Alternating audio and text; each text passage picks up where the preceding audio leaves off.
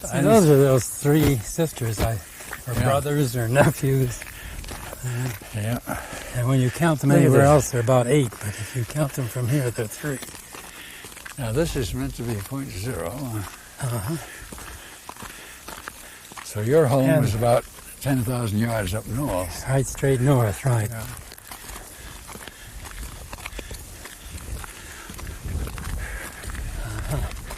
I wonder if...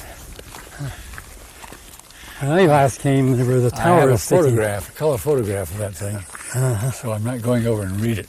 Okay. Well, here we are.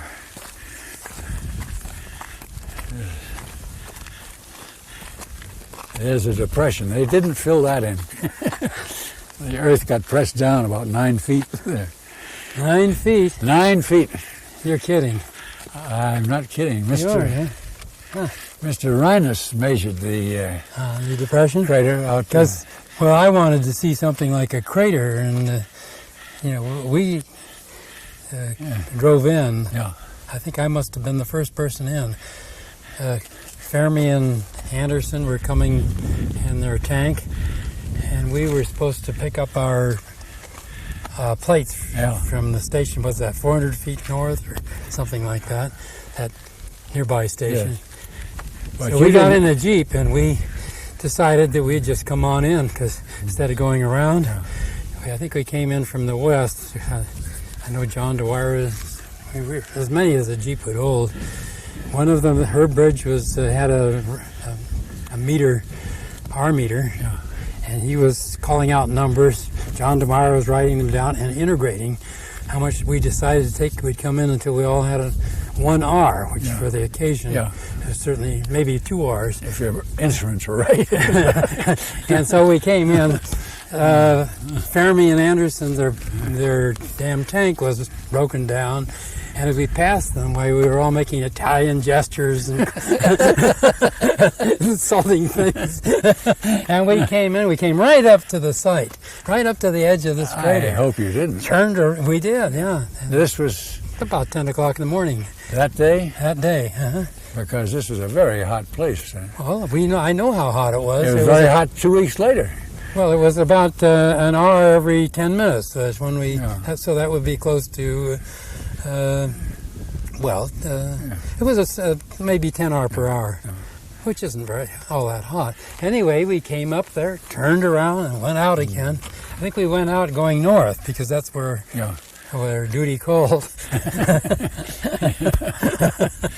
And we picked up all of the plates out of our cameras, and so we could analyze them.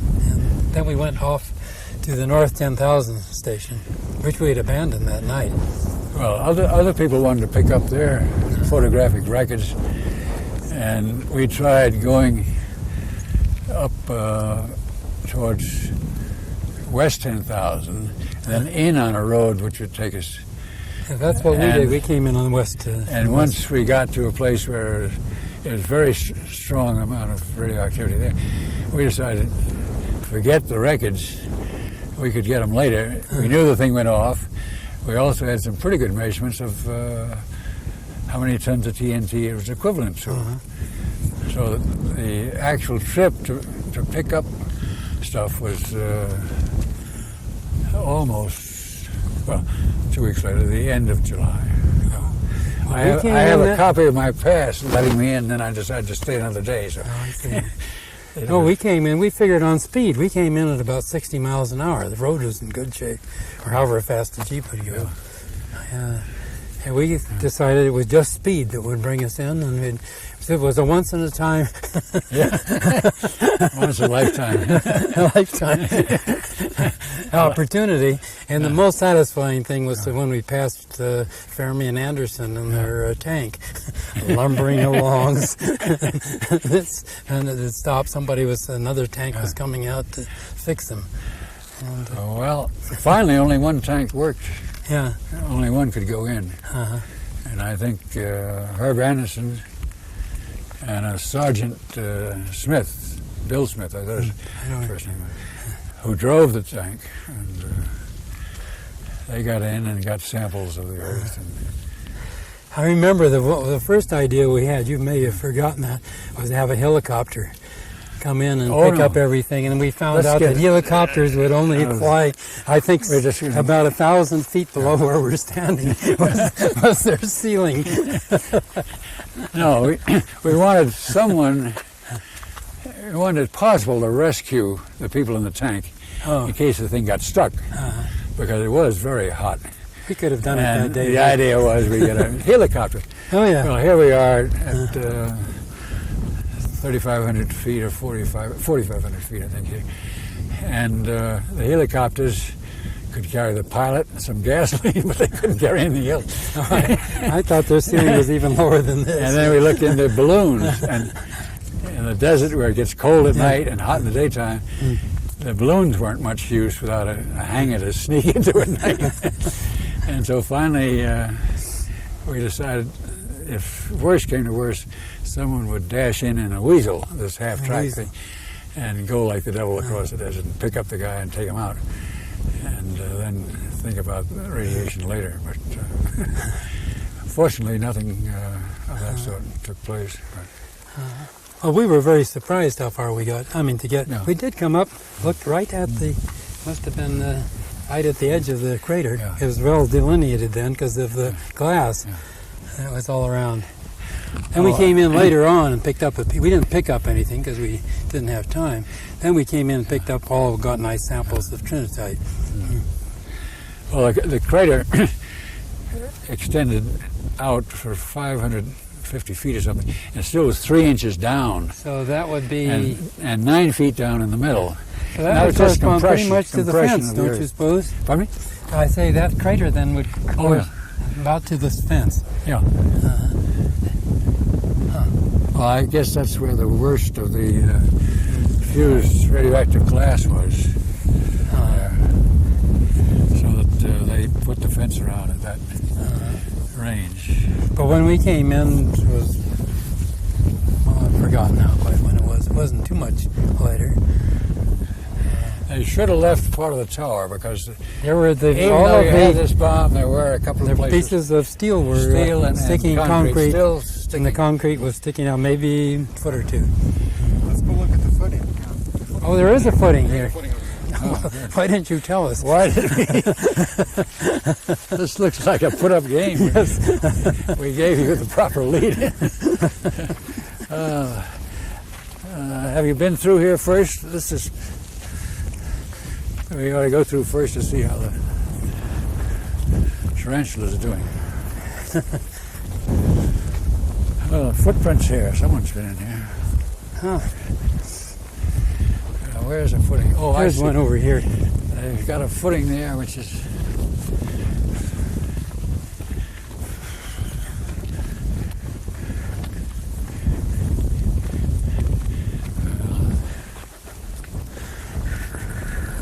It's because, see, those have been cut with a welding. Nope. I have a piece of the tower from the May test, 100-ton test. Yeah. Not tied into a knot, but tied into a spring. Huh. No, this has been cut off. Well, yeah, you can see where the welding steel. But my memory was that the concrete was sticking up about so high, and that the iron was about this high. That's what I remember. It may be wrong. Oh, well, they're greater than, they probably filled it in. So. Also, the concrete doesn't look very good, and with the freezing and the thawing. The earth here was pushed down 9 feet, just the pressure of the explosion, and out to 550 feet. And that's why we can't see. That's why. Yeah. See, when I'd been here before, we just got to the edge, and so it seemed like practically nothing, and then over this vast distance. But I don't think I have ever been standing where we are now, since the bomb test off, because, well, there was Trinitite, and it was one thing to pick a piece off over at the edge, but to come here. The other thing that I remember, when we got up to the edge, there were ants running around. That made me feel pretty bad.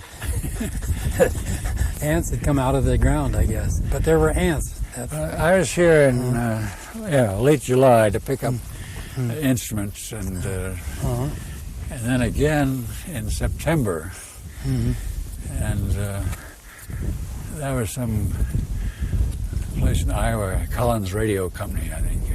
Place came to make a film and TV thing of this. But at that time, this did have a lot of radioactive glass here. Yeah. Glass fused, and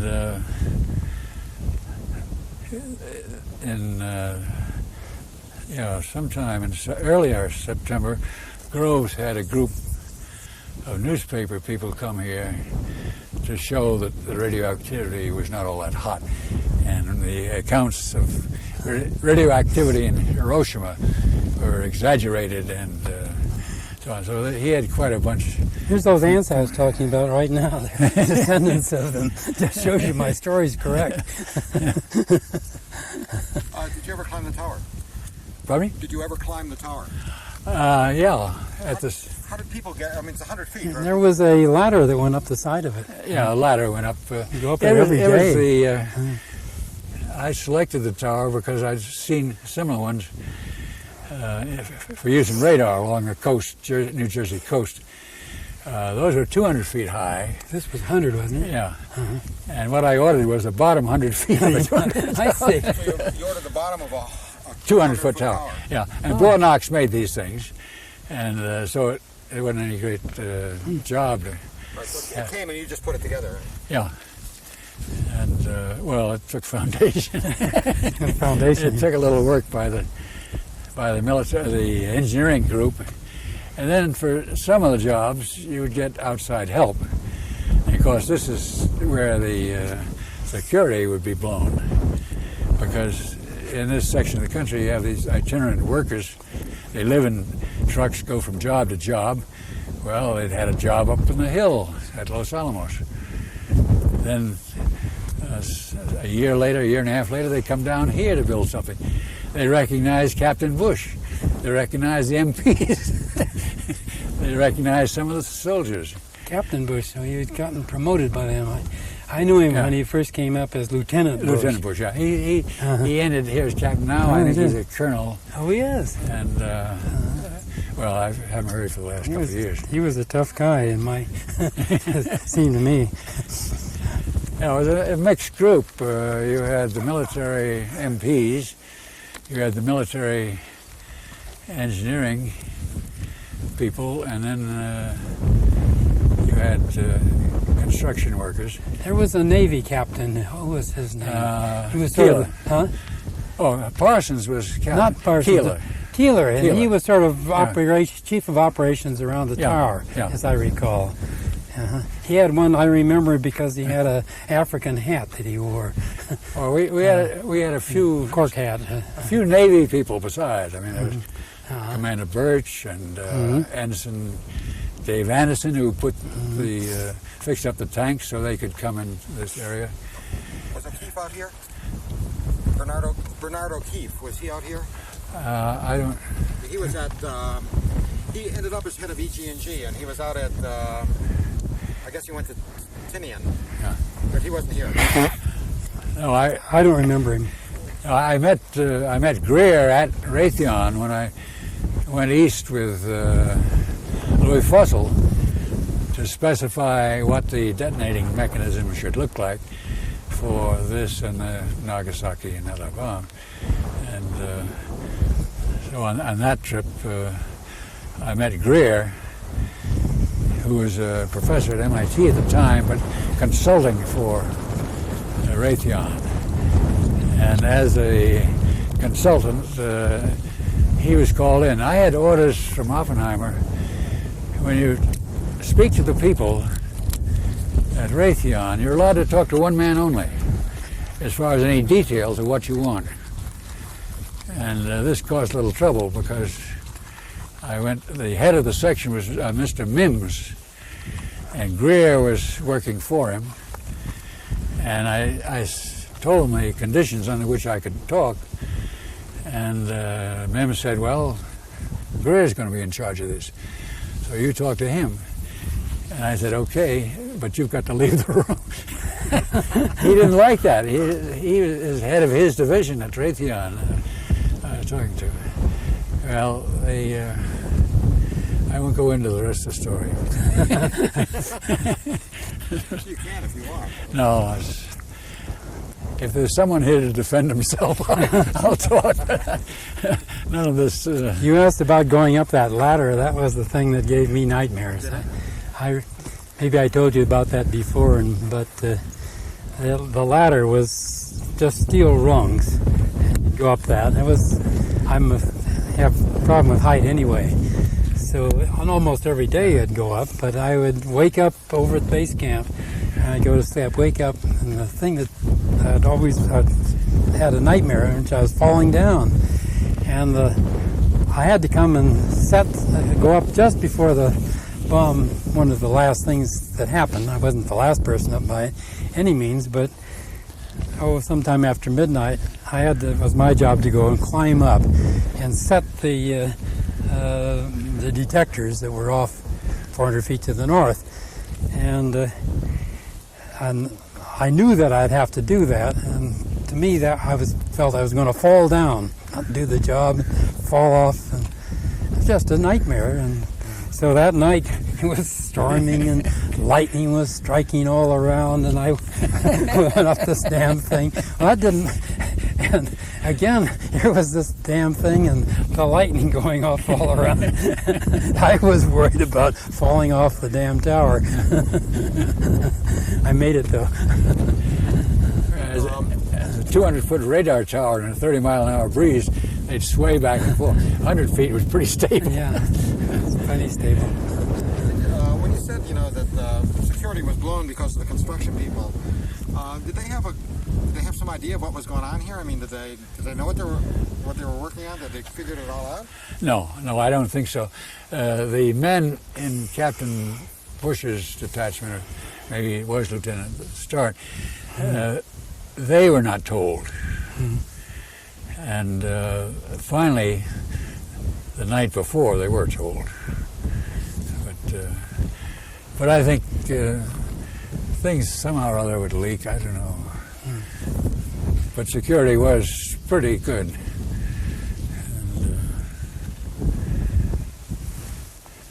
And, it worked out all right in the end, certainly. Yeah. We didn't have Fuchs here. We didn't have Green Glass or any of those boys. But they got it from meetings on the hill. They got their information. But I meant the sort of local. We're going to change tapes.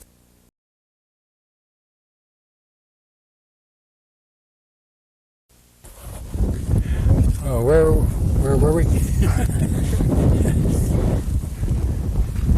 On security business? Yeah.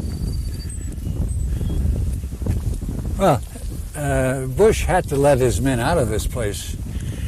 These are the engineering detachment, and the MPs were told when they were recruited and assigned to this place that this was hazardous duty, and they would have some interest to the war effort. Well, they come down, I see a lot of college professors and people hanging around. They don't see anything in the way of anything harmful. And so their morale was not all that hot. And then to be stuck out here, 40 miles from any place, was a little tough. So that Bush would arrange to rotate the men who would go up to Kirkland Air Base, where they get a truckload of food and that sort of thing. And then the next trip, 3 or 4 days later, he'd send another bunch up there. So they got out, and they may have said something. I doubt if they didn't know, really, what was going on. But, that was one of my great problems. I was the elected head of the town council up at Los Alamos, where these MPs and SEDs were bunkered. Well, of course, there were problems, and I had never come across any of the kind of problems. I was an instructor at Princeton and such things, where I was quite an innocent. But we did have a problem because our ladies' dorm was put off limits by the police. The MPs came and tacked up signs, and so a lot of the ladies working on the project were living there, along with a lot of what were the female military, secretaries. Wax. Were living there too, and the military came up, put it off limits. Well, so we had a terrible time straightening that out, so that our secretaries and Wax could go in it, and there was some kind of a business, flourishing business turned out to be going on there. I recall, I didn't think I was quite qualified to solve that problem. The only women down here, there was one truck driver who drove a Mack truck when we were casting concrete and things like that where you needed gravel. She procured the gravel someplace, and the one bad thing that happened was that she sideswiped Sergeant Gus Jopp, who was in charge of all the wiring on these posts, which now seem to have disappeared, telephone posts. Hundreds and hundreds of miles of wire, which he would supervise setting up and keep track of where they went and to whom they belong. Well, Jopp got knocked down by this truck, but he was not injured, fortunately. And then the only other time was Mrs. Graves, Liz Graves, who was, during the test, was at a motel in Carrizozo, and they had barographs and a seismograph and radio to hear what was said here. And after the test, she asked if she could come by and see the place. And so this was fine. She came and had lunch and then left. But otherwise, it was pretty much a male military camp. Now, once you moved down here, was it March of '45 that you actually opened the camp? Well, the camp was open before then. This was a funny thing about the Trinity project, that it was discussed as far back as December '43. And then finally in February '44, we decided, let's do it. Let's prepare for it. Maybe we won't use it, but let's prepare for it. And Kosciuszko and Oppenheimer asked if I would be willing to take charge, head the thing up. And I said, okay. But the tough part was that the research on the implosion process and trying to finish a Hiroshima-type bomb took all the men and money, shop time, everything else. So you didn't have any time to prepare anything in the way of instruments, which is just as well, because the British were doing something. Yeah. I remember. You were just mentioning the fellows who was having his picture taken outside of the cafeteria down here. Was in charge of that. Taylor. Not Taylor. Oh. You just were. Moon. Yeah. Moon. Phil Moon. Phil yes, Moon from was in charge of that. Yeah. And later on, it turned out that he didn't have enough people. It was all a British job. They only had a few people, and he had developed a couple of radiation meters. And that's when I came in, because I had a big group in the research division, and we put almost everybody on the job then in my division. On this job, yes. Preparing, all of the people with the Van der Graaf, Johnny Williams people, and Johnny Williams was up here earlier, I guess. Well, no, this place was pretty much started by Major Stevens. No, I didn't get in till very late. I think it was February that I came in for the first time to because of the test explosion. The May explosion. And that was 100-ton test. Yeah, that was. Now, where was that relative to here? Where is that from? That was down there a few hundred yards. It was south and a little bit west of here. But You're asking about how this place, how the Trinity project grew with no money. I had a job in Kisikovsky's group, partly helping develop detonators. Louis Fussell was in charge of that, and Moon helped on that job. And we That's also how Moon were must have working got on the into this. implosion process, the first simple test to try to find out if you imploded explosive on a piece of metal, how high a pressure would be produced. And this was done with little things about that size. And the only person on the project in my group who could get in this thing with a hand was a very nice civilian girl. She volunteered to do this, which is to put the piece of metal in there, then put in these shaped blocks of TNT, put them in, wrap them up, then put in a detonator, then bring the cord out, put in the top, screw in the top, and then get out of there. And then these things would be set off, the implosion would take place. And the amusing thing was that These were spheres then. these are spheres. Yeah. They're about that size. And after the explosion, the hot gases would rush out the hole where the primer cord had been put and widen this out. And finally, these spheres would go up in the air like rockets. They spin around. And but it did give the first step towards how much pressure was produced in the interior of the thing. And then and then we were doing tests preparing for ballistics of these things.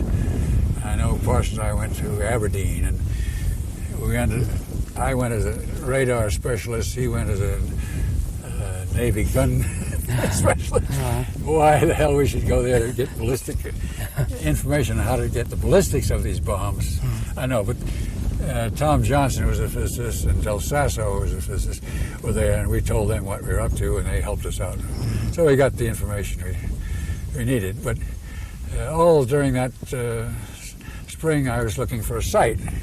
I got maps from all over, all the government airplane navigation maps, the grazing service maps from the U.S. Department of Agriculture. And this area was beautiful because they'd marked down how many acres per cow. 20 acres a cow, 30 acres a cow. There might be some green spot, 10 acres a cow. And it was much more barren than it is now. And so I knew we had something pretty good in the way of being barren. But there still were ranches here, even though the countryside 24 miles east and west and 60 miles north and south had been appropriated by the War Department for air-to-air gunnery tests with B-29s, B-17s, and also the bomb tests.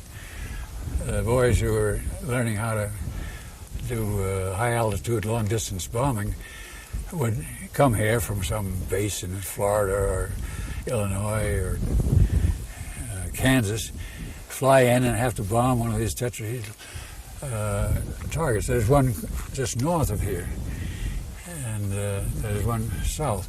Well, they'd bomb these targets. That would be their final examination. If they hit it within 2 miles, they're allowed to go home, back to their airport.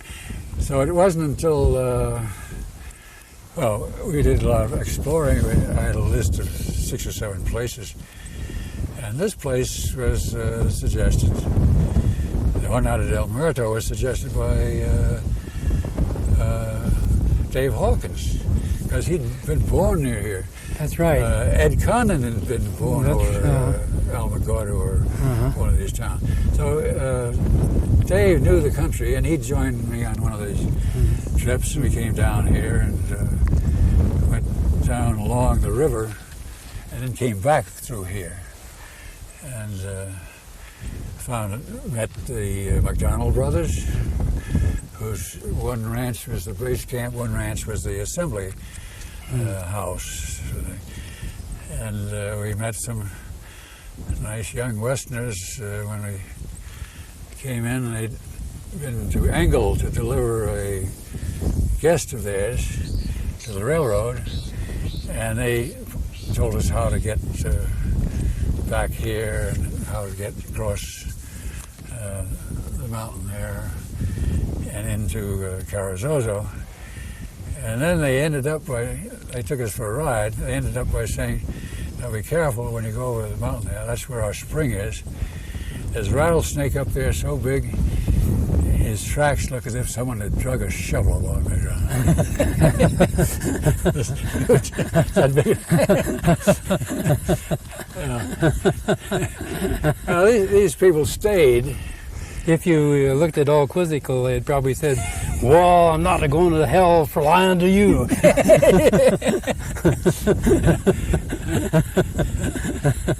The people who got a poor deal, I think, were the McDonald brothers. Because they were raising cattle here. They had the 2 houses. They had a water tank, which was used as a safety tank for... The safety officer said we needed a water supply in case the desert caught fire after these goes. Put the fire out. We thought this was great stuff. It was about 8 feet deep, this big concrete rectangular tank. Beautiful cold water from 300 or 400 feet down. This was our swimming pool before we went back to camp. You'd take a dive there and come back. Well, the McDonald brothers were paid by the government for whatever profit they would make off their cattle, for their houses, for the use of their land, and so on. But it was all done as a 1-year deal. And so the IRS comes along and socks them that much more than they normally would have as income. And of course, having a place condemned and thinking, oh, it was bad enough, but then being gypped financially at the same time. We're going to go over to one of the ranches in a while. We're going to go over to the assembly ranch, the ranch where the assembly was. McDonald, that was where. That was very close. Yeah, that was almost due south of here. Yeah. Once you got down here, once the camp was established, did you live down here, or did you travel back and forth? No, I traveled back and forth. There was a Monday evening meeting. Well, no, that was later, but I would be here from Wednesday through and go back Monday, generally, until the last governing council. Until the last 4 weeks. Then there's too much to do here, so I didn't go back. And did you live here as well? The last 4 weeks or 2 weeks, I've forgotten. I was here continuously. But other than that, you traveled back. Before that, I would go back and forth, and starting with the May explosion, I guess. First time I had come. Your responsibility was nuclear measurements, is that? My responsibility was all nuclear measurements. Yeah.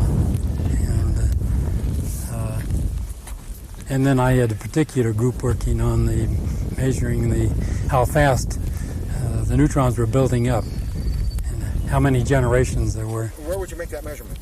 Well, it seemed to me we were due north, and I've forgotten whether it's 400 meters or 400 feet, probably 400 meters, and where we had some copper pipes coming from the top of the tower I would put you at 1500. and down out to where our bunker was, and 2 of those. That would be about 600, 800 yards, is that? Something, I've forgotten. All the measurements I've seen. Well, we're going to go out there. Okay. Everything was measured in yards. Okay, then yards. Yeah. I think we had to convert it to meters because we were measuring speeds. So I think we cheated by moving something slightly so it would come out even meters. But my principal activity was there. But then other people, Phil Moon, for example, just salting the desert with radiation detectors. Other people had pressure detectors. That wasn't my business to have pressure detectors. But Frisch, remember, who was at your other meeting, I think he was in charge of neutron radiation meters. And then we had different schemes for measuring things. Another measurement that we were making in my group was the time from the from the time the explosive was ignited until the bomb went off. And that was very accurately measured by Roger Sutton, who was in our group. And he had a detector to measure the flash, and all of his equipment was in this 400-yard station, which is due northward. Then our lines went out. We were all at north 10,000 yards. Yeah. Station. Yeah, but the station fairly close. Now, wouldn't most of the instruments would get damaged, or? Well, they were in a concrete bunker, and it was pretty much in disarray when we got in it to get our plates out early that morning, I guess. But for a lot of the information, you were counting on the signal getting out before the blast got to. That's right. We had lead around, and we had all sorts of things around. We didn't know how to protect about I think it has a name now. The Earth's field collapses because of the ionization, and that was just like a big lightning bolt striking. And we knew from the measurements that we had made in the May ordinary explosion that there are these big signals. That's one of the things we found out. When we came out, so that we depended on getting a signal first and then clamping everything electronically, so that our things wouldn't be destroyed. So it's, But the oscilloscopes and they all survived. I might say when we did leave, all the equipment that we couldn't find, we said had been blown up in the explosion. It was a very handy thing to have happen if you're having to give accounts of everything you had checked out in the last 3 years. It was nice to have had such an explosion that nobody could question it. I think that was misused by a few people, but I'm not sure.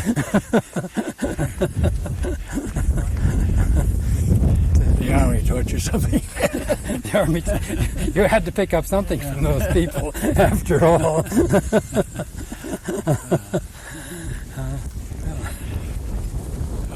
Mack had his cameras all over the place. that's J.E. Mack, right? Julian Mack, yes. He had cameras at west 10,000, and then he had some closer in you saw there. And he also had Mitchell cameras, which would take up to 250 pictures a second. Fast tacks take 8,000 pictures a second, and then he had these duplicated and ordinary movie cameras, 16 or 20 a second, that sort of thing. And his pictures turned out beautifully, except you couldn't put a shield in front of the camera, for the first blast would simply burn up the emulsion. And some of these you've seen. And then finally, as the light went down, then you got better pictures, and then finally it got down so you couldn't see much. And the end of it was the thing that impressed me was after the ball of fire had risen, surrounding it was this purple halo, purple air. Now this purple air, I've heard one... Nitrogen, yeah. But there is a physicist, who shall be nameless, who says it's the, whatchamacallit effect, the Russian...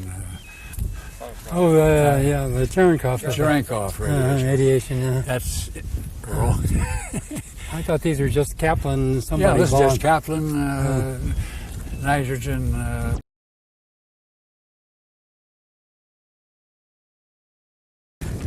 Well, that's no 12 inches. That looks more like 6 inches. Yeah, I think we got chips. Maybe you got cheated. Cheated is right. It ought to be 14, I think. 14? Maybe this is... maybe there were a number of shells, of course, too. Well, maybe the base was 14 and the center. That bulb down at the base. Yeah. That really looks like it's had a hard time, doesn't it? Yeah. Really, that seems to be a casting. That is a good 6 inches Yeah. there. What are these pits? Well, they put some bombs in. You think those are with casing?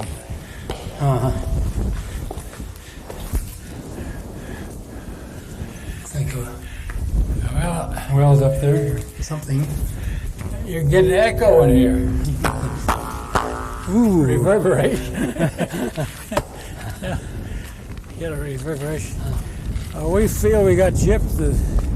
The steel looks thinner than I remember it should be.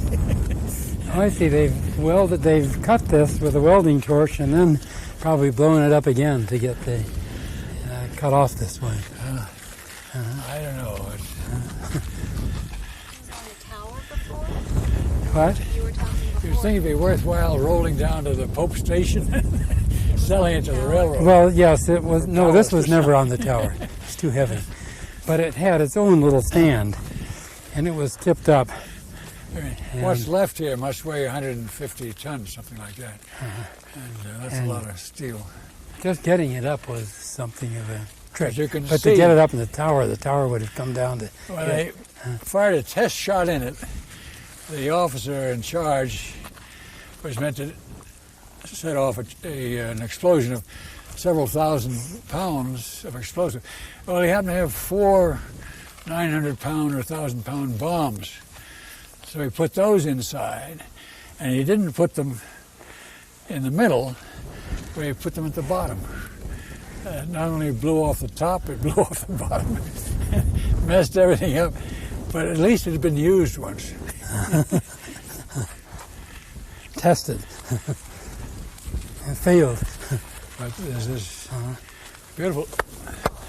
Hey, you have to get back in here to... Well, this way a little bit. Really rings in here. Yeah.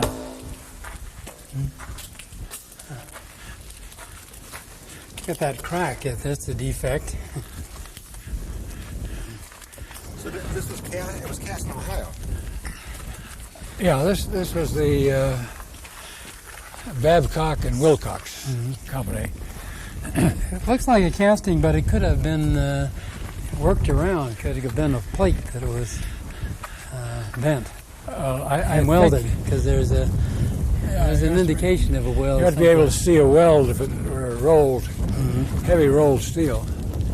Well, for example, a casting is not right up as there. good as a casting wouldn't. It seems strange to see the pits like that work. They would chip off if it were cast. So I think it was bent and welded somehow. Well, that's what Babcock and Wilcox was good at. They made big boilers and it had to be damn strong and retorts for handling oil, cracking, and that sort of thing. And they were the people to do it, and they did a good job. But well, I'm glad we never used it. So the idea of the shelters was that pieces of this might go flying into space, and you didn't want to ruin anybody at north, south, west, and south. Really, this is... I'm not joking about it. Whose idea was it originally? It's not clear, when you read how it emerged from the planning. I know one thing I'm sure of. It wasn't my idea. No, it wasn't my idea. No, we're both in the clear. The person you should see on this is young Hendricks at Los Alamos, a historian there, because this thing, as far as I know from his notes, people began talking about this as Kirsty and Oppenheimer and Groves way back in December of 43, long before there's any conceptual need for it, as far as I can see. But Groves was very particular. He did not want to waste the plutonium. If the bomb fizzled, he wanted to collect it, purify it, and use it again. And so that's what accounted for this.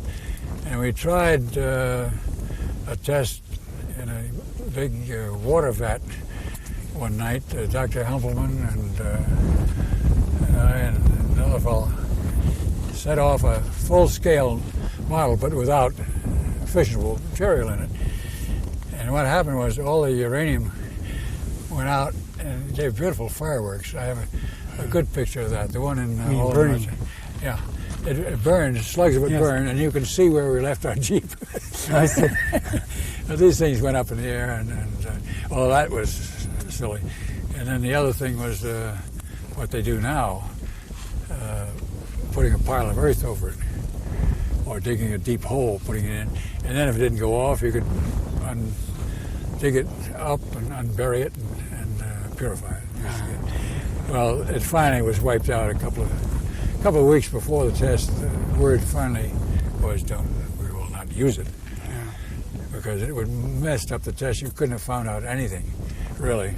Oh, it was just. And it was too late. It was too late to change all the instruments and so on. Could you have gotten it up in the tower? No, it's much too heavy. Oh, you know, no, it had a support of its own. You've seen that, yeah. But that was its own support. But to get it up in that tower, the tower would surely not. No, that tower was supported. It was a bottom part of a 200-foot tower for radar, and it would support 20 tons, maybe 100 feet up. But that's all.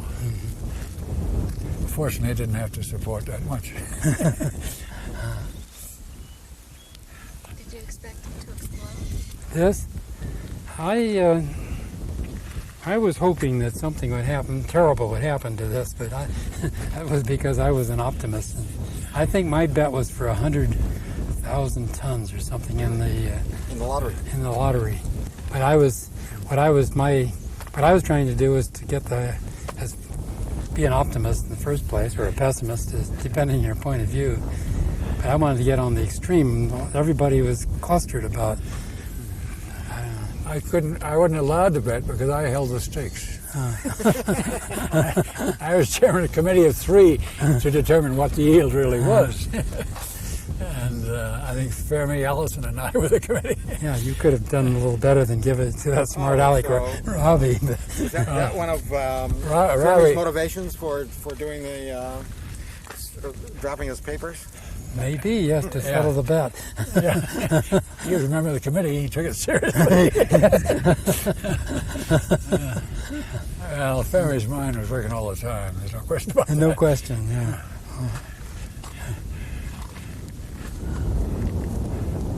It was really too far away to. I mean, that it was knocked over, I thought was pretty satisfactory. Now come now. It was knocked over, wasn't it? No. It was the later on. A picture to prove it. No, it's just the tower was. No, I meant just. The tower was knocked over. No, it was in a concrete base to help improve the strength of the bottom of the thing. I thought it was tilted slightly. No. Well, we got a picture. You got a picture. I mean, we got a picture of that. It seemed to me that it has a slight tilt to it. Well, it was pretty close. Well, maybe it's just because the tower was. The surroundings were knocked over. Well, the tower didn't all disappear. We saw some of the foundations. No, but I mean this thing was here. Whether it was blown over a bit by the wave coming out or not. Yeah. But we have to get your picture out. Take a look at the picture again. Well, there was an awful lot of heat at that distance, too. But I don't see any marks on the outside. No, I don't think so. It was pretty far away. Yeah, with an awful lot of heat. That was a lot of heat, yeah.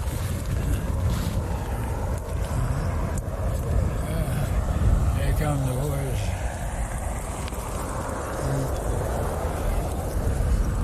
I think now we'll okay. take a break. And The parents, I think, were missionaries to Japan. In any case, Noguchi, I met him not long ago, the Noguchi.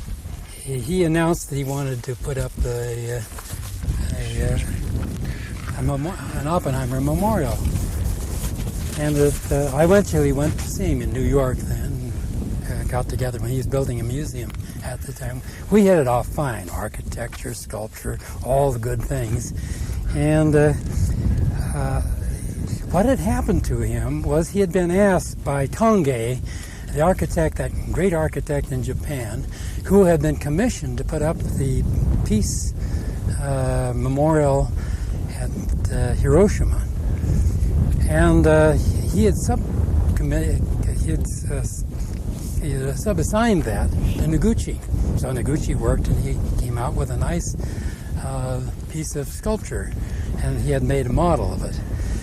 And he showed me the model, and then he told me the tale that actually in Japan, he'd done it for Tonge, that in Japan, when a prince commissions somebody, that person cannot subcommission it. It's out of the question. And so poor Tonge was in terrible trouble because he had sublet this to a job to Noguchi. Well, when he informed Noguchi that he couldn't do the job, and Noguchi, responded by getting very, very angry. He said, "To hell with you." He said, "If we're not going to put it up here, we'll take it over and put it up at Los Alamos." So I was in the middle of this deal that Noguchi had to put it up at Los Alamos. Well, by the time I saw him, he had read a lot of things about Oppenheimer, and he didn't like what he had read, so wasn't quite sure. So he now had decided he wanted this to be put up as a memorial to the Japanese dead at Los Alamos. And and he also wanted at the same time to have one put up in Moscow Square, which, was very imaginative. Well, I told him that I thought that if the memorial committee approved that it be put up at Los Alamos, that then the powers that be there and that run the laboratory would decide not to do it. And if they decided to do it, as far as I could see, the people in Washington would decide not to do it. I told him I didn't think there was any possibility of getting this monument, which was intended to go up to Hiroshima, put up at Los Alamos. So, but I said that he was a very persuasive man, as indeed he was, I wished him good luck. I thought it would be better to go up on the Washington Mall. I thought that would be more, if he wanted to put one in Moscow, and why didn't he try to get it put up in the... When I left him, he said he'd think about that and work on it a bit. He was prepared to finance the whole deal. It wasn't a question of raising money. And we're still negotiating. Starting about 3 or 4 years ago, maybe 5 years.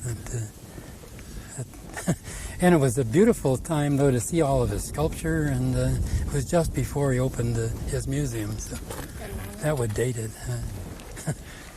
And he had, in the museum, he has one place for architecture, another place for building fountains, another place for paper sculpture, and furniture in another place, and just general sculpture in another spot. It's just magnificent. And he's an incredible man.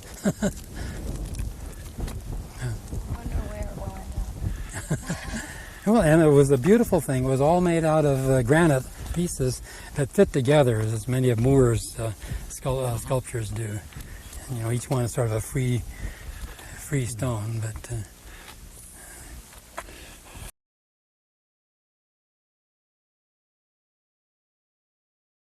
Okay, so tell me, do you think this thing? But he also, if I'd done it, it would have been much better.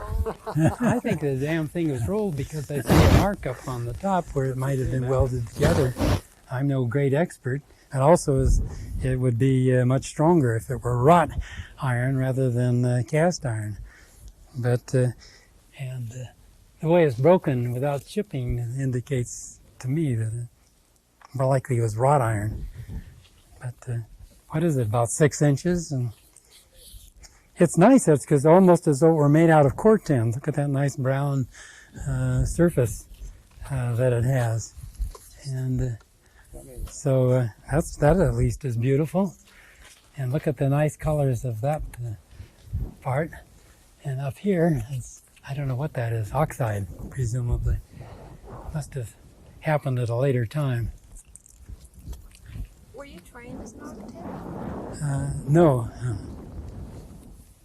I was trained as a sculptor, though. I went to the Accademia Belle Arti in Rome. So, not all bad. I think, he's a millipede, I guess. And usually they're much faster. He's a millipede because he's so slow. He's more like a worm. Whereas the centipede... Yeah, well, actually, the other one we got was faster. And then they have... And that guy. The very first time I ever came west, my husband had grown up in California Uh-huh. and had never been east of Wyoming before he came east to Uh-huh. graduate school. We drove from Boston to Utah where he had a Hey, rabbit. Antelope. Rabbits.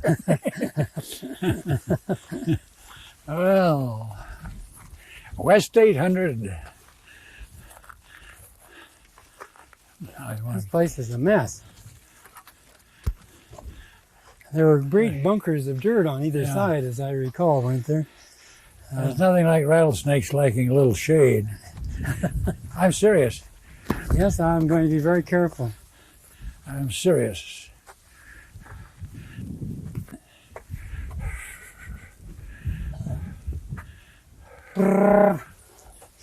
Well, maybe they're...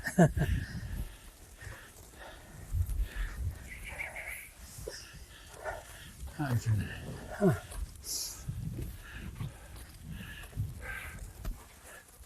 Oh, there's a shot out that way. That's interesting. Well, I don't know why there's that angle. Huh? What's been digging here? Some sort of an animal. Gopher or something, yeah.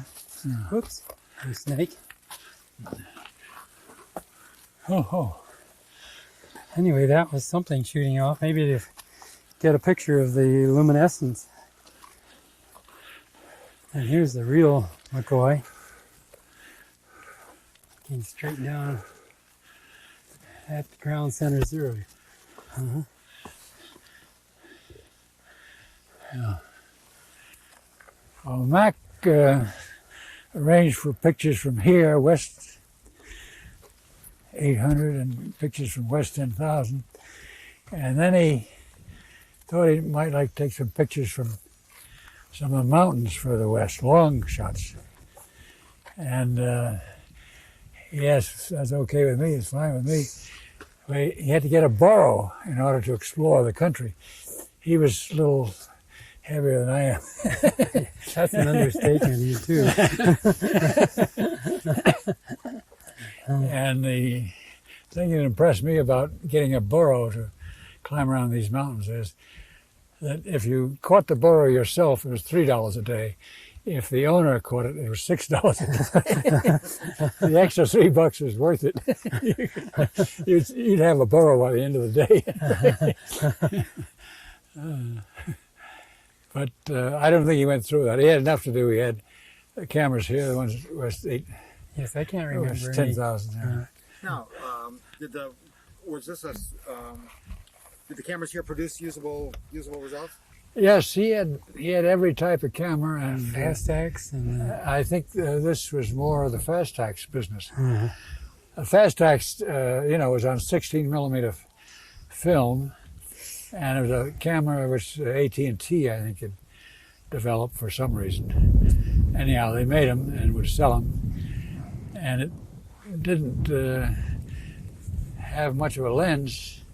In order to get pictures that rapidly, you had a rotating mirror which followed the film, so there was no blur to the motion of the film. And then Zippo, you get the next shot as the mirror rotated further. And these are the ones, 8,000 a second. You could split that up into tens of microseconds as to when something happened. So And then they the actually analyze it frame by frame Yeah. afterwards. And then the Mitchell cameras, I think, were 120 frames a second, although they could be used faster.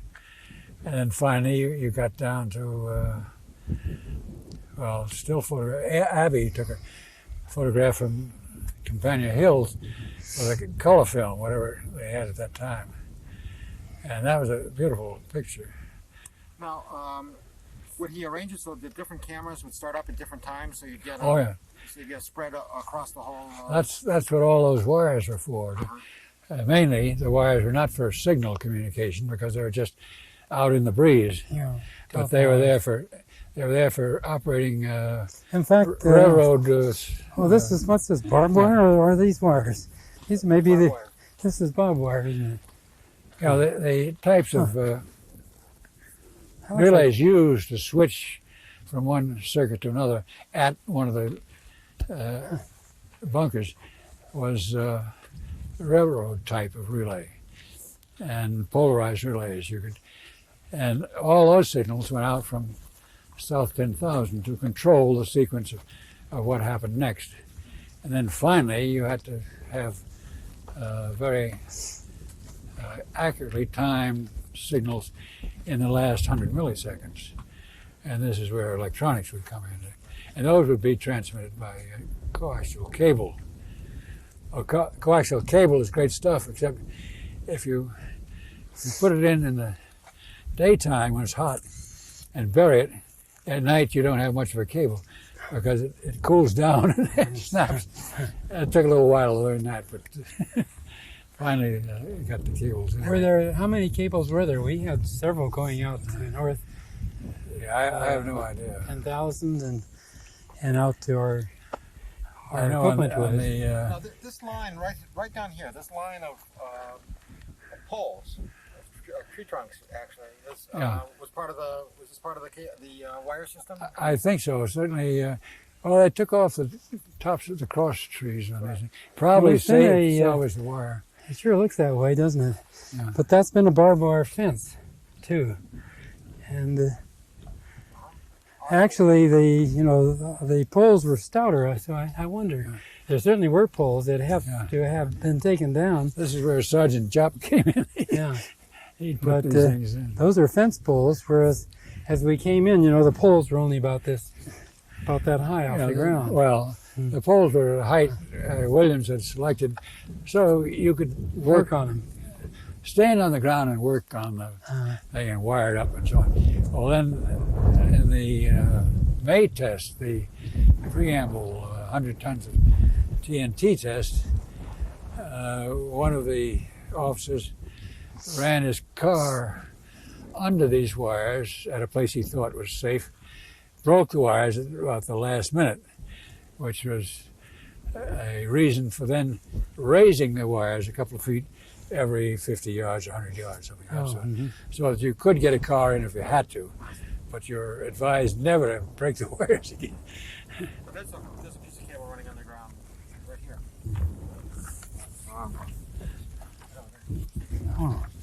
Oops. That's just a piece of insulated. But there's wire.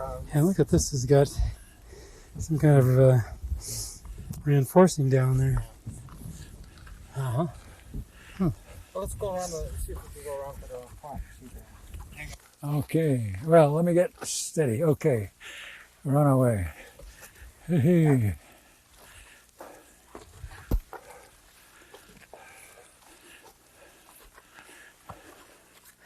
There are the holes. I don't think Mack ever got a photographic prize for his pictures, but they were certainly unique and very well He done. came through with flying. Yeah. Ian Brixner, Yeah, Brixner. who had a lot of the responsibilities, came through with flying colors. Yeah, Berlin Brixner. Yeah. I saw Brix And then Jack not long ago. Abbey with his color photo from Companion. Now, the only thing that went on in this bunker was the photographs. Was there any other kind of instrumentation that you would have had? I don't think so, no. Not that I can recall. And the whole idea of the concrete was not because the bomb was going to go off. It was because if it went off inside a jumbo, pieces of jumbo might come out this far. And that was the philosophy behind all that. all reinforcements. But then it was also covered over with sandbags and stuff. Oh, well, You've got pictures. Yeah. And we're not going to dispute Yeah, those. They're probably put on by the Army later on. yeah, I was going to say I don't remember, but if you insist. A few pansies on top.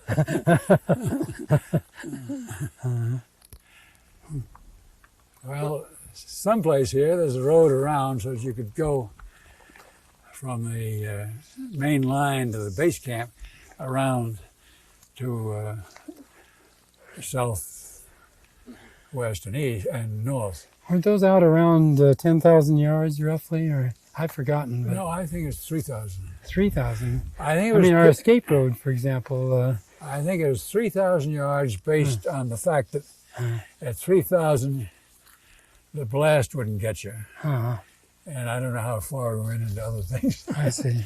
But it was. What is the pipe at the top? Yeah. Just a vent or? I have no idea. I was wondering about that myself. A periscope or a mount for a moving camera. May have been a signal, And the an camera was, antenna sticking up there. the camera was followed for the ball of fire was followed for I don't know minutes until it really went up. And the searchlights triangulated it. They got the height and position. And the radar didn't do much on that. But at the time, all of this had to be automated because there would be nobody here. Yeah. This was too close. Certainly at 10,000, though, we went outside the bunker and all got down in there was around most of these were these mounds of dirt that stuck off as wings. And we all got down in the, just behind the mound of dirt.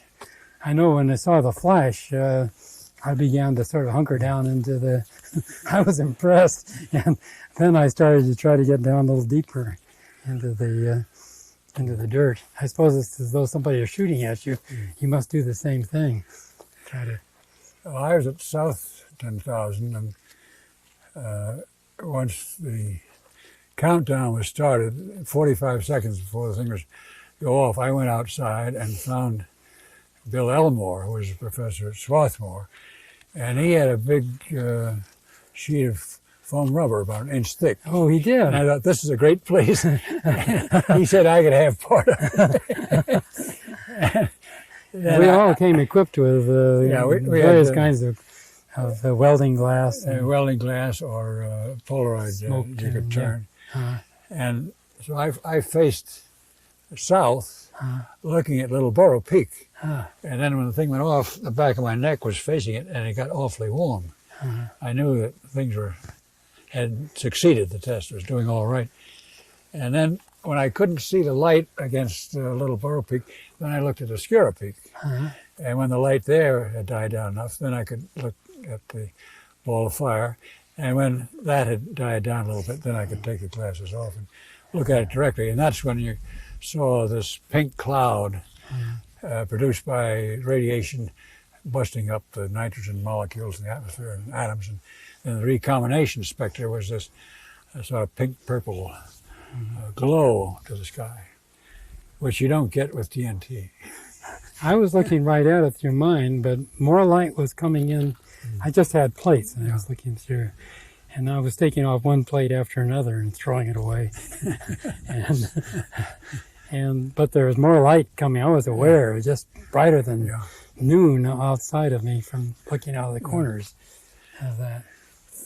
And I was impressed as you were by that luminescence of the air. We knew what it was. We knew what it was. Vicky didn't, but we knew. Like that. Well, But he was really an important consultant for planning this whole project. Oh, yeah.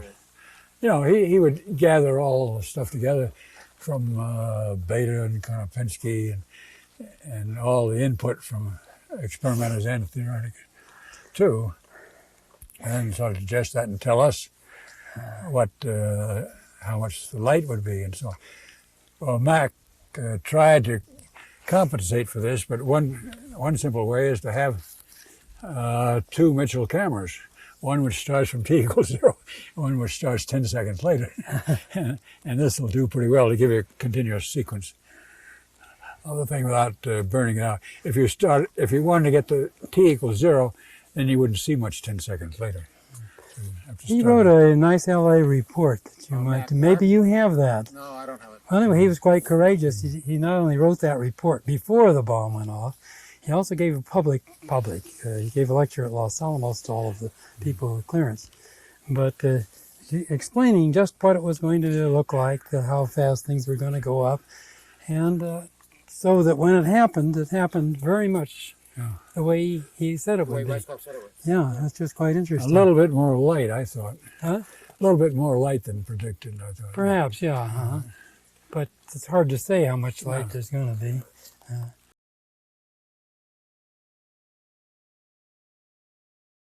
What was it used for? Oh, this was the office and the photographic studio and so on. So everything has been torn down. Or burned. Or burned. Yeah, here's the place. And probably, if we can find the location of where the poker game was, we can probably have like $5 gold pieces. You think so, really? Well, God. couldn't be dumber. Oh, you can see a lot of posts over there, which were supports for the barracks, I guess, or something. Those look to me like a corral. This is... There's a lot of broken glass here. Yeah. It must have been near the bar. Yeah.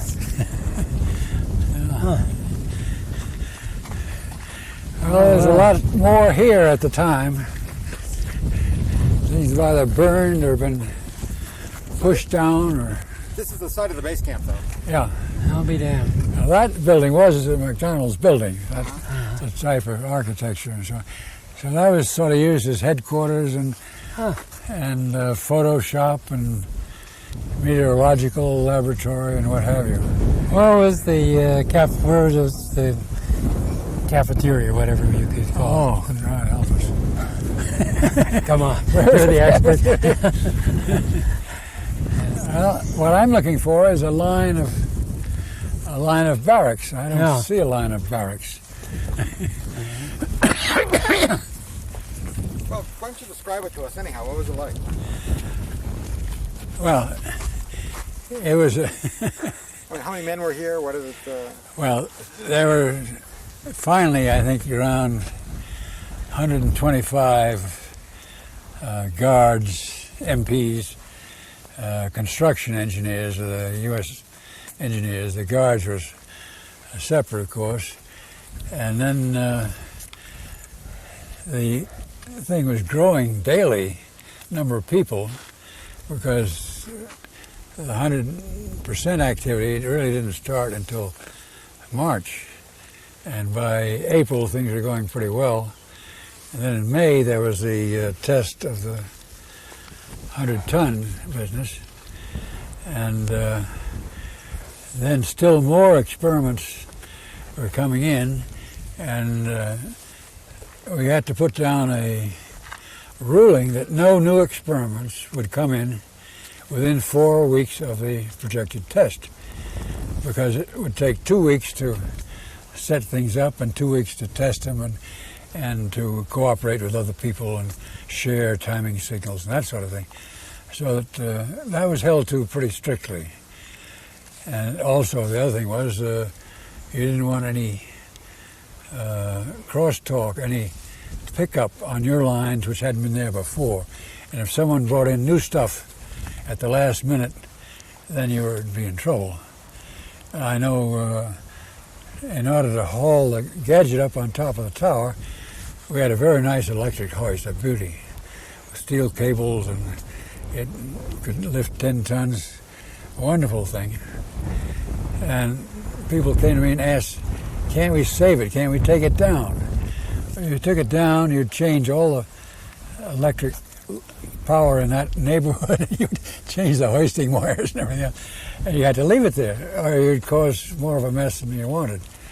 And, well, that was towards the end of the thing. At the beginning, the difficulties were more sanitary difficulties. That the water was so terrible from local wells. It was only used for the cattle could drink it and thrive on it, but it wasn't good enough to wash the army trays or pots and things. That they would get congealed grease on them, which you couldn't get off with this hard water. And we solved the shower problem by getting saltwater soap. Saltwater soap would cut through the gypsum and the lime in the water, and you could take a shower bath. But the one thing you shouldn't do is take a shampoo. If you take a shampoo, the lime and the gypsum would sort of come out and solidify like so much cement on your head.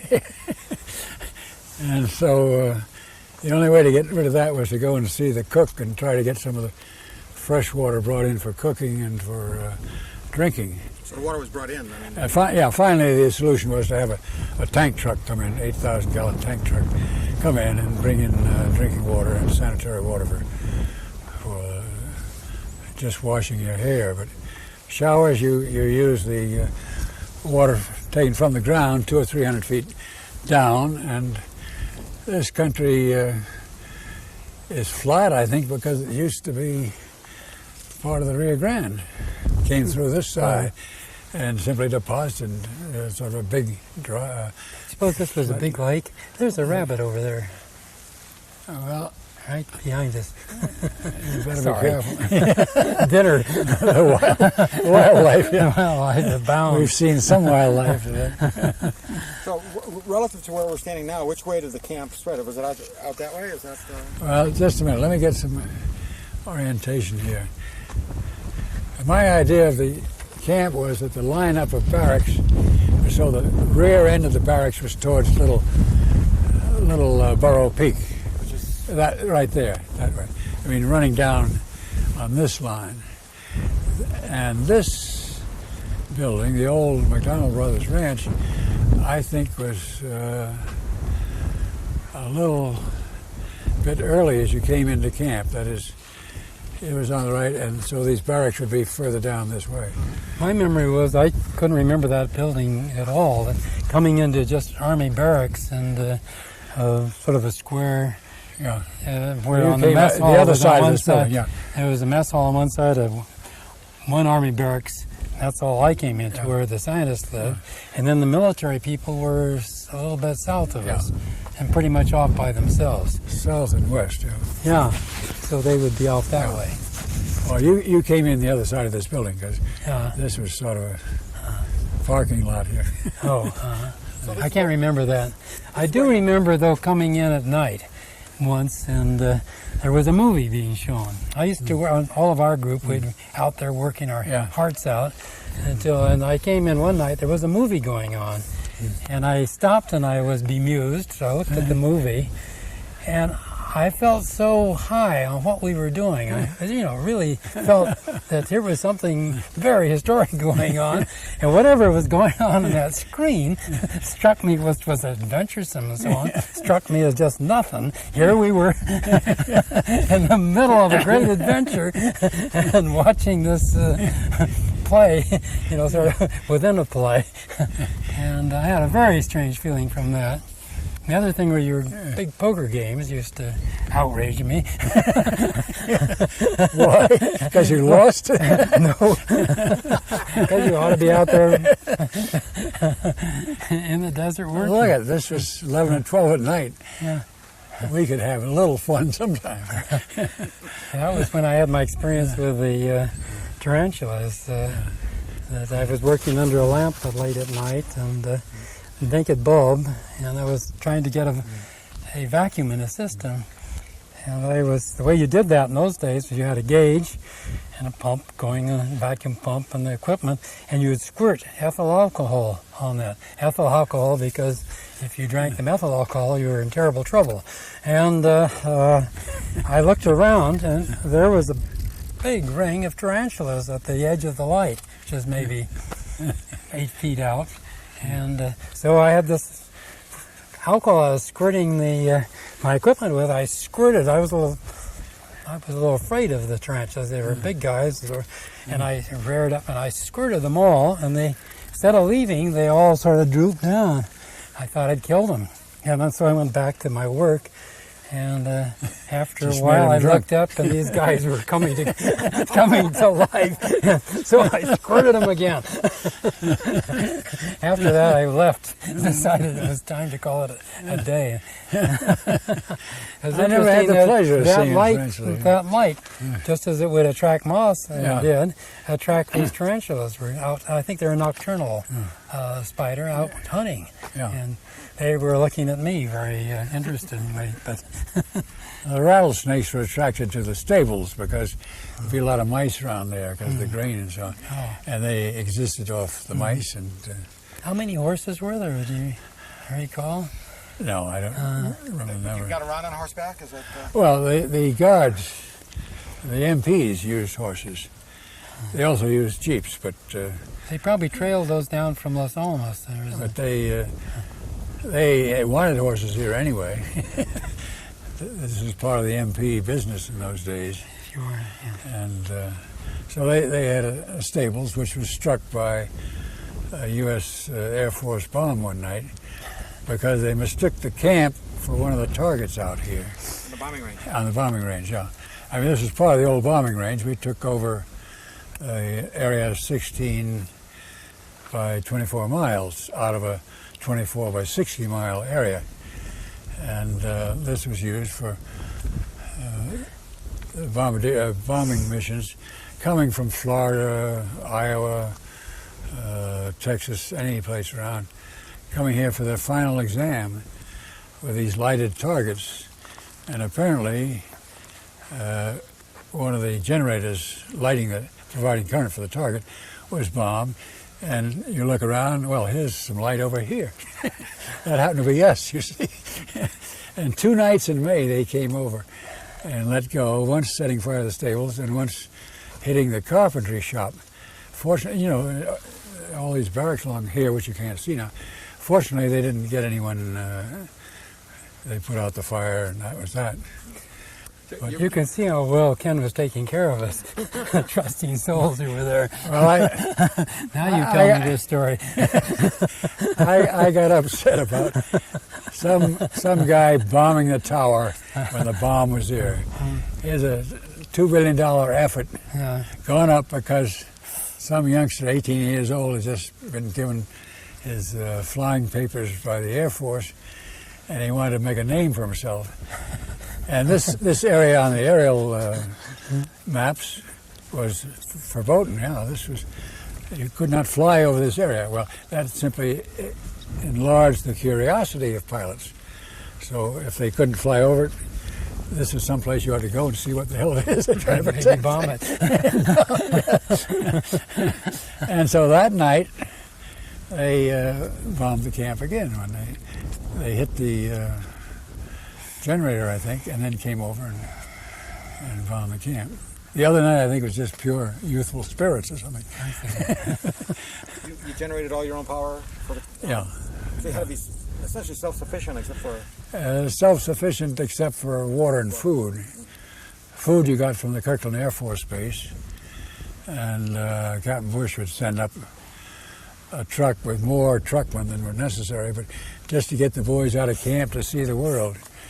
And morale was pretty good, except these fellows had volunteered for hazardous duty, and where was a hazardous duty? They had to write a proper question on this thing, and so they were a little unhappy on that. But finally, they were told, I think the night before the thing went off, Bush told them what they were here for. And once they saw it, that made a difference, I think. Yes. Yeah, I mean, It should have been nice to have taken an opinion poll before and after. Yeah, well, Because most people you would tell about it would say, "Yeah, that's a was pretty being- wild story." no one was being elected, no polls were taken. Too bad. You might be president of the United States. No thanks.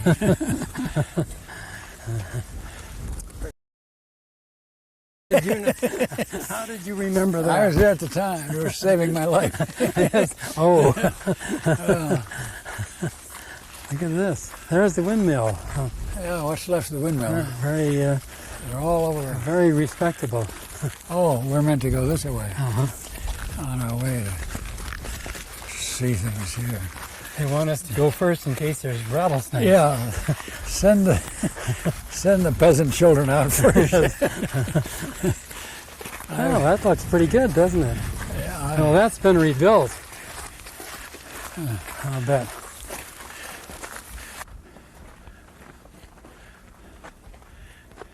In the front room of this humble ranch house, the world's first nuclear device was assembled on 13th July, 45, and taken to Trinity Site, 2 miles from here, where it was placed in a test bomb and detonated at dawn 16th. July July 1945.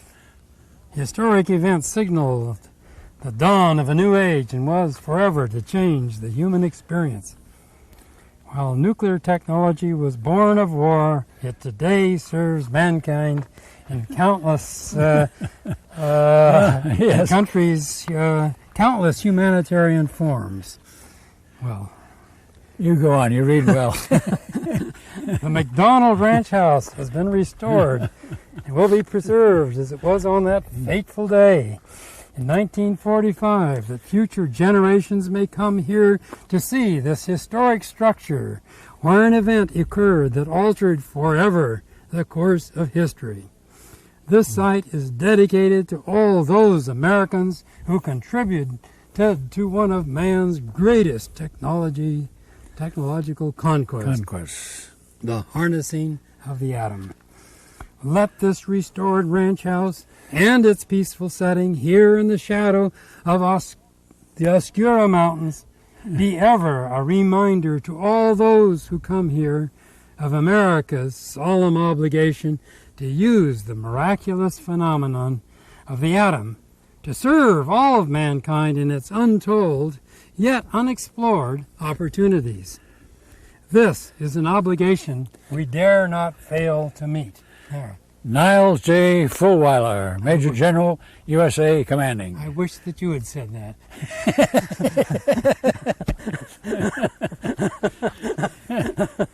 Oh, just a boy full of jokes. Hey, let me see if this is my swimming pool. Okay, we'll find the swimming pool here. It's not, Let's see. Look out for rattlesnakes. yes. Da-da-da-da-da-do. Da-da-da-da. They like water. There you are. Oh, is that a dead snake or a dead pipe? He's a dead pipe. Water, and if there was the windmill working, you could get water. You win. This is our old swimming pool. This is it. Yeah. It's the right size and shape, and it's really quite a pool. I pulled a 0 on almost everything else.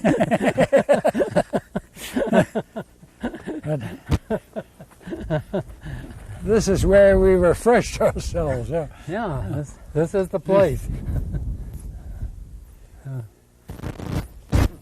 So it implied that windmill was working there. The beach, that's the one which is going to protect us from a fire of the whole desert burning up. And spray the whole place. I have to tell you, when you go up to this house, Yeah. this door is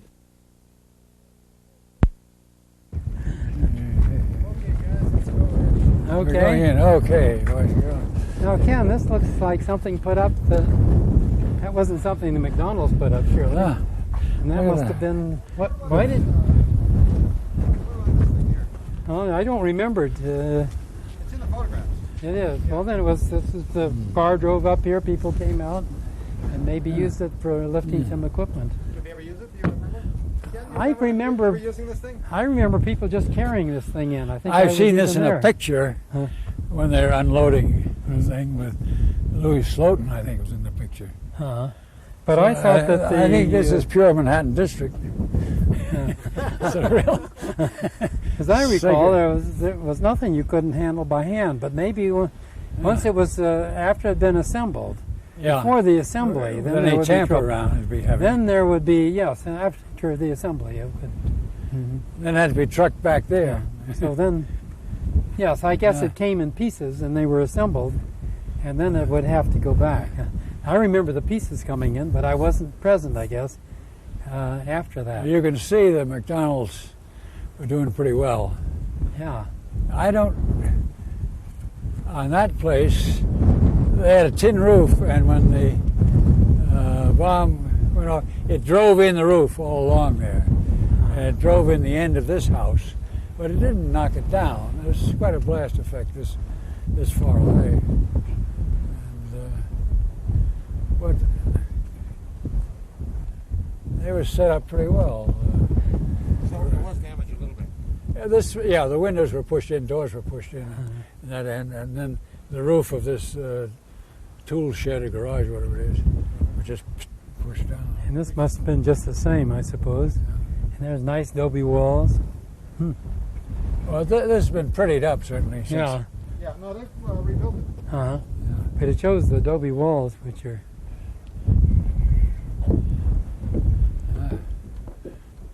Please wipe your feet. Well, that also has been restored from what you guys had. And we have to be careful of that door. That's okay. Well, be Why careful don't you of let me snakes. go in there first, because... Be careful of snakes, too. Yeah.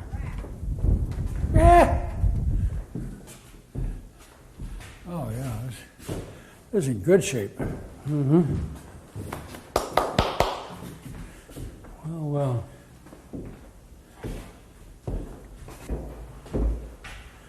Huh. They got This is in fine shape. a fire extinguisher. They got a cistern out here. They have a pump for drinking water. Mm-hmm. Indoor plumbing. Oh, good. Yeah, it used to be. Yeah. Huh. No, they really cleaned this place up. Look at the thickness of the walls. This may be adobe inside of something else. Probably is, yeah. Look at the... That's what you call a double adobe, I think.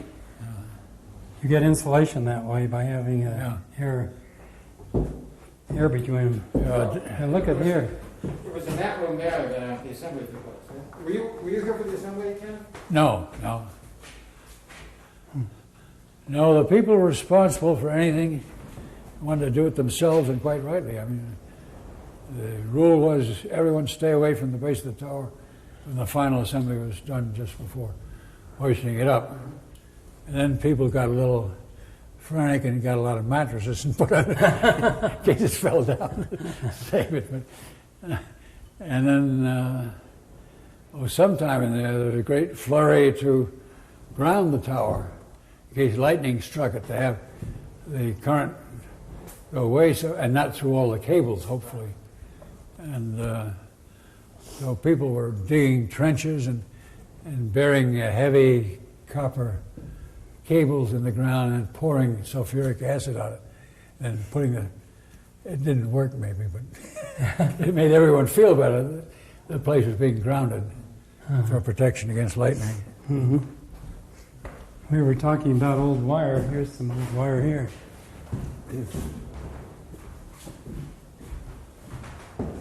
But before the assembly, you used this. What was it used for besides? I mean, was it just stood here? Well, Bob used it for electronics work. Yes, we were doing some electronics work up here. And you had the swimming pool? Connection with the detectors and detection equipment. And people come up here because it was pleasant. And a very nice place to come if you had been working down in those miserable holes.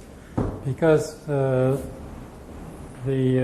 main place we worked in, it had an opening that's just about the same size as that optical one on West 500 or whatever. And it was just damned uncomfortable. There was no place to sit, and we would be working and get tired, and we'd come up here and work where it was pleasanter and a little shade. And I don't think we had any particular permission to do it. Nobody objected to it either. No. So this couldn't be used for the base camp because it just was in the wrong position, and too close to point zero and so on. But it could be used for temporary stuff and for the final assembly. all along, it was planned to use it for the final assembly. Yeah. Yeah, we were thrown out, of course, by then. And this here, in fact, this is, according to everything I've read, this is the room in which it was the assembly. Oh, this would be the logical room, yeah. Yeah, here's the door. I wonder about these benches. They look new to me. Those are post-war benches. Yes, I ever saw. me too. I think this is where they put the pictures on these open days Oh, every year. I see. No. Make it nice. This looks to me like a bar, but Yeah.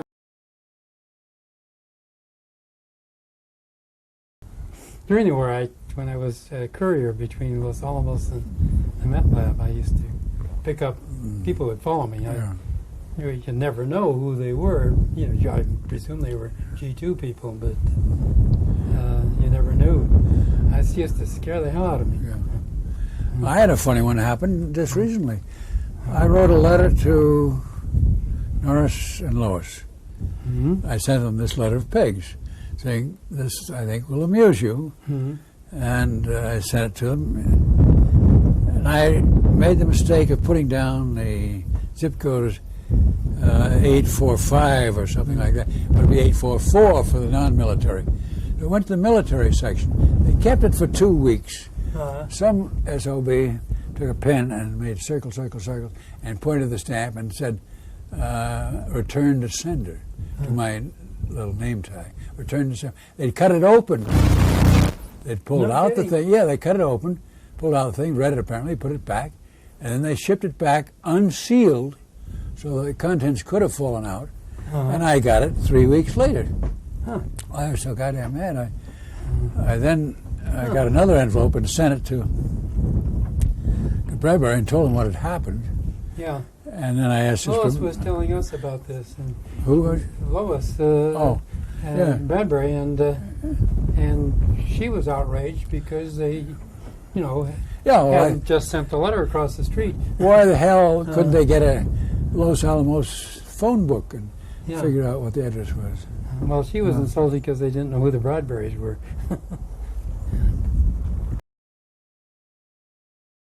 I was in a bunker. On the night, July 14th. I was in a bunker waiting for something to happen. I thought that was in July 16th. Oh, yeah. 14th I was playing poker. Well, what was going on here? Can you remember?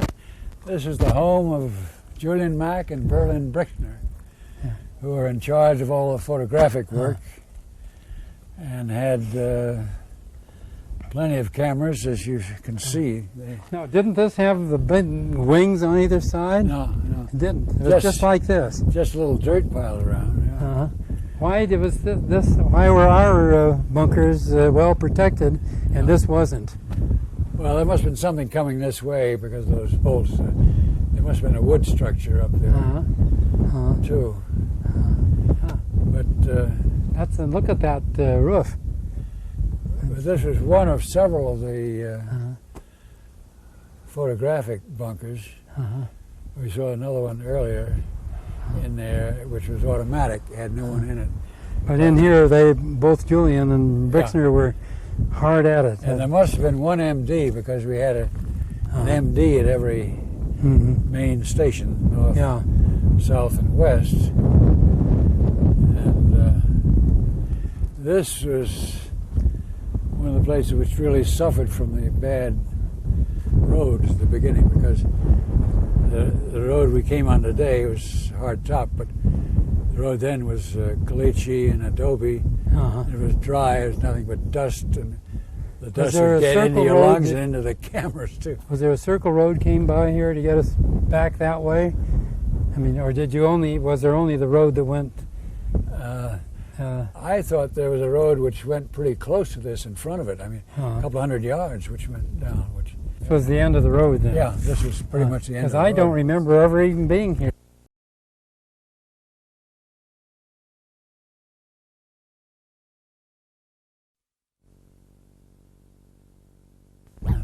In case out flying objects. That was the idea of these bunkers. is to protect you in case jumbo had been used and the bomb had gone off at less than full power. Then you would get steel flying around the countryside. And so that's why they had all the concrete and earth piled on top. So we had the cameras here. Now the Yeah. 10,000. This is 10,000 Yeah. west. Yeah. And 5 miles down there we can see the zero. Now you were at south. I was at south. You were at North. No, yeah. Now what were they like? I mean, there was instrumentation at those two places, Yeah. Yes. Well, other than the cameras. well, south was a much bigger South was bunker. the place to be. That's where It's the a bigger bunker because there's more instruments, more people. And this, and the countdown was going there, and the weather broadcast, everything, yeah, like that, yeah. But this was the main place, I think, for the Mitchell cameras. You've seen the pictures where you have an image of the whole thing, and this is 1,000 yards across, and yes, it's a good picture. These were taken here with the slower Mitchell cameras. The Fastacs, 8,000 pictures a second, were taken as close in as you could get. Where we were before. Yeah, where you were before. Well, what kinds of instrumentation were there at south? Well, south had all of Moon stuff, I think, came in the south. All his ionization chambers where he could follow where the center of the radioactivity was. some coming out to the north Yeah, end. yeah. Because I think during the test, Phil Moon was, well, I don't know, maybe he was in the south. One of his minions, at least, was Yeah. in the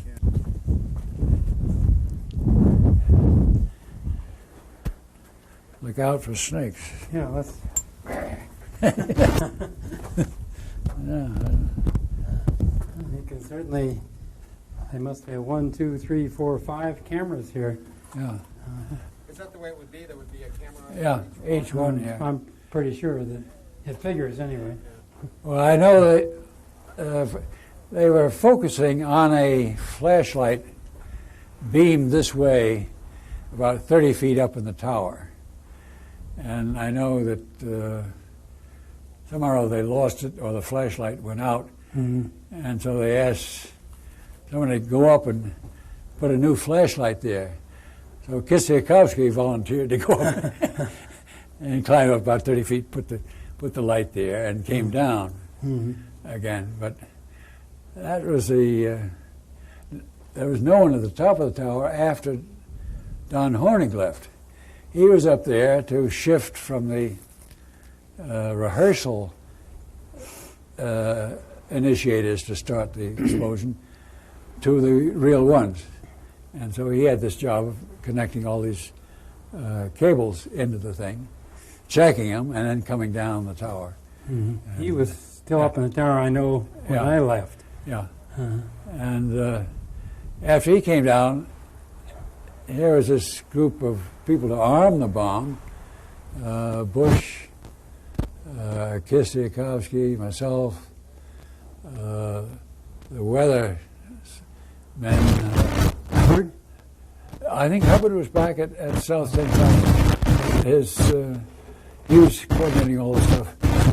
And I don't know who, I guess that was the bunch that was there at the tower. It was raining then, I suspect. Oh, McKibben, of course. McKibben, who was Joe McKibben? yeah, Joe McKibben, and he had the responsibility of everyone who was there had a pretty broad knowledge of what the bomb Are you talking was. about the south station or at the bomb itself? At the bomb. So, yeah, I'm sorry, I got confused on that. Yeah, at the South Station, there was Oppenheimer, General Farrell, who was the substitute for Groves, who was at the base station, and Bill Elmore, who was electronics.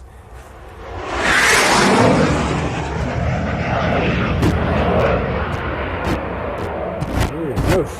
Yep. Faster than a speeding bullet. They're after you again.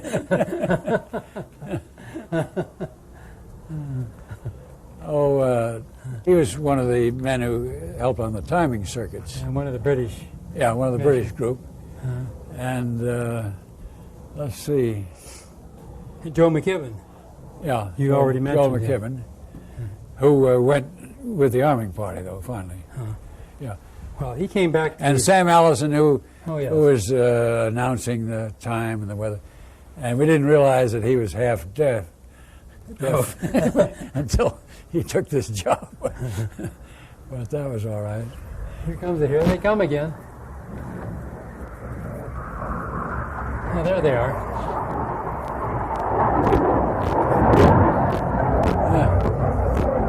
Must be having a dogfight of some kind.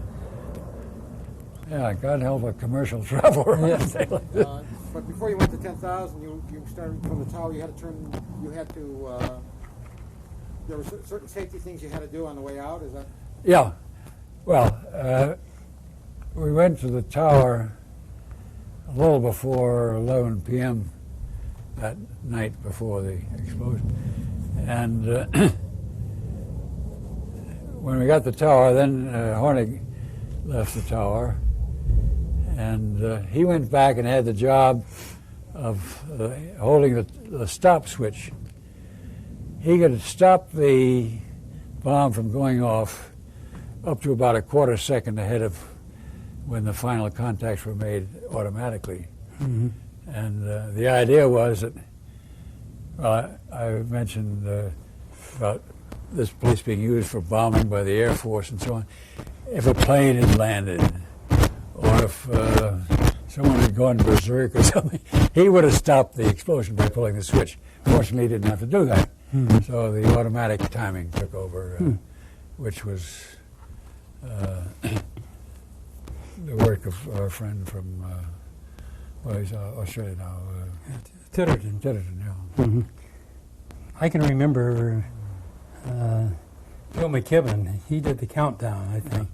And he just got more and more hysterical as he had a strong... Well, no, I thought that Sam Allison did the countdown. I think it was Allison who did it. Yeah. He did. I can remember Joe McKibben, though, doing the final, just screaming.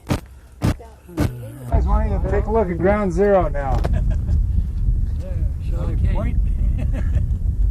Yeah, go ahead. What do you think they saw from here? Well, they weren't looking, I hope. Yeah, they shouldn't have been looking. If you looked, you had to look through very heavy black filters. And this was brighter than the sun, they say. So they say, isn't it? Brighter than This would have been a 1,000 suns. 1,000 suns. yeah, this would have been a much different view than you had, say, at 10,000 Oh, yes. 10,000 north. I was outside at 10,000. But this, I again, wasn't. you would have had. This is a much different view than you would have had, isn't it? Much different, because you had the feeling then of the bomb dwarfing those mountains. Yeah. From back here, I'm not sure you would have had the same sensation. But because we were so close, why, it just made the whole Ornado look small.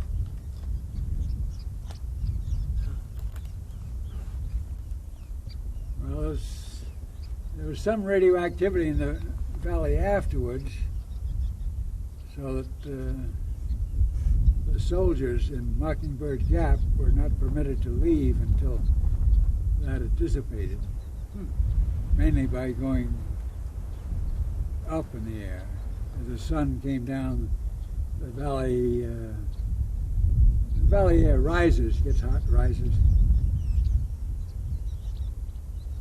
But that whole distance there of the Oscura Mountains was sort of like in a fog after the explosion. It was fairly humid that night. I noticed the humidity was very high, around 80 or 90% up the sky, and because of the rain, no doubt. Where were the those cattle that were burned? Oh, the cattle were east and north of here, around Burson, because some of the fallout. Oh, God, we got nails here. Yeah. I hope I'm in one piece. You're not even bleeding.